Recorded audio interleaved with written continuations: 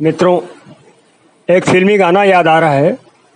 14वीं का चाँद हो या आफताब हो, जो भी हो तुम खुदा की कसम लाजवाब हो। पुराना फिल्मी गीत है। एक जमाना था जब रेडियो पर यह अक्सर बजा करता था, शायद अभी भी बजता हो। मेरी एक प्रेमिका हुआ करती थी। अब उसका नाम मत पूछ लीजिएगा, ये शिष्टाचार नहीं है। हाँ, तो वो जब खुश होती ना तो मेरी प्रशंसा में कुछ न कुछ बोला करती। जैसे कि मेरा नाम लेकर कहती, मुझे ना तुम जैसा कोई दिखता ही नहीं। मैंने सोचा मुझे भी इसकी तारीफ में कुछ कहना चाहिए।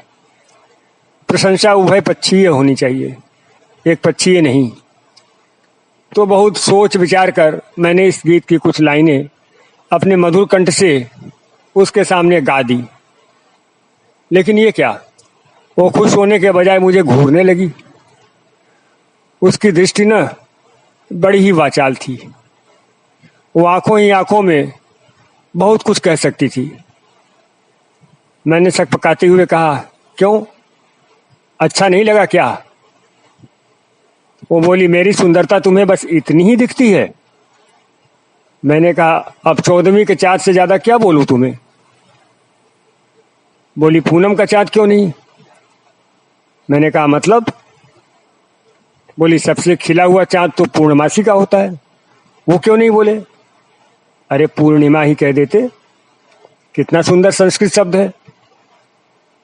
मैंने कहा, इसमें मेरी क्या गलती, जैसा गाना था मैंने बोल दिया। बोली तो गाना ऐसा क्यों है? मैंने कहा, मैं क्या जानूं, कोई मैंने थोड़ी लिखा है, जिसने लिखा है वो जाने। बोली, शकील बदायूनी ने लिखा है। इसमें वो बड़ी माहिर थी, फिल्मों के बारे में खूब जानती थी। बोली, 14वीं का चाँद कहा तो कहा, आफताब क्यों कहा मुझे? मैंने कहा, ये आफताब कौन सी आफत है, क्या होता है ये? बोले, कुछ मालूम नहीं, लेकिन बोलना है झूठ मूठ का। मैंने कहा, तुम ही बता दो। बोली, आफताब का मतलब सूरज होता है। मैंने कहा, फिर तो और अच्छी बात है, चाँद तो तुम्हारी ही रोशनी से रोशन होता है। बोली, ये तारीफ है कि ताना? मैंने कहा, ताना? ताना कैसे हुआ? बोली, क्या इस शब्द से स्वभाव की उग्रता नहीं झलकती? स्त्री को चंद्रमुखी तो कहा जाता है, लेकिन क्या सूर्यमुखी सुना है तुमने कभी? मैंने कहा, सुना तो नहीं है। बोली, फिर क्यों कहा, क्या मैं तुम्हें इतनी उग्र दिखती हूं? मैंने कहा, नहीं, बिल्कुल नहीं, तुम तो सरल सौम्य हो, मधुर सरस शीतल, वृक्ष की ठंडी छांव की तरह।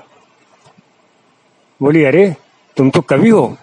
मैंने कहा, अच्छा, ये तो मुझे मालूम ही नहीं था। बोली, और नहीं तो क्या, कवि ऐसे ही तो होते हैं, सुंदर सुंदर उपमाएं कहने वाले। मैंने कहा, अच्छा। अब वो मुझसे खेलने का आनंद उठा रही थी और मैं खेले जाने की पीड़ा से गुजर रहा था। बोली, अच्छा ये बताओ, लाजवाब क्या होता है? मैंने कहा, जिसका जवाब न हो। तो बोली, मगर सवाल कहाँ है? मैंने कहा, मैं क्या जानूं।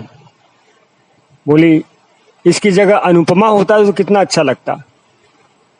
मैंने कहा, अब अनुपमा वही जिसका मतलब होता है कि जिसकी कोई उपमा ना हो। बोली, और नहीं तो क्या, कितना सुंदर शब्द है। मैंने कहा, मगर यह तो संस्कृत का है। बोली, तो संस्कृत अस्पृश्य है क्या? मैंने कहा, बिल्कुल नहीं, लेकिन फिल्मों में संस्कृत। बोली, कालिदास को पढ़ा है कभी? मैंने कहा, हाँ। बोली, उनकी उपमाएं देखो कभी, आंखें खुल जाएंगी। मैंने कहा, संस्कृत के शब्द फिल्मी गीतों में फिट थोड़ी बैठेंगे। बोली, खूब बैठेंगे, बिठाने वाला चाहिए। बोली, और ये खुदा की कसम, खुदा कसम क्या होता है? मैंने कहा, ईश्वर की सौगंध। तो बोली, खुदा की कसम इसमें घुसाने की क्या जरूरत थी? मैंने कहा, अब रहने भी दो, मेरा माथा घूम रहा है। बोली, बस 2 मिनट। जरा आगे की लाइनें तो बोलना।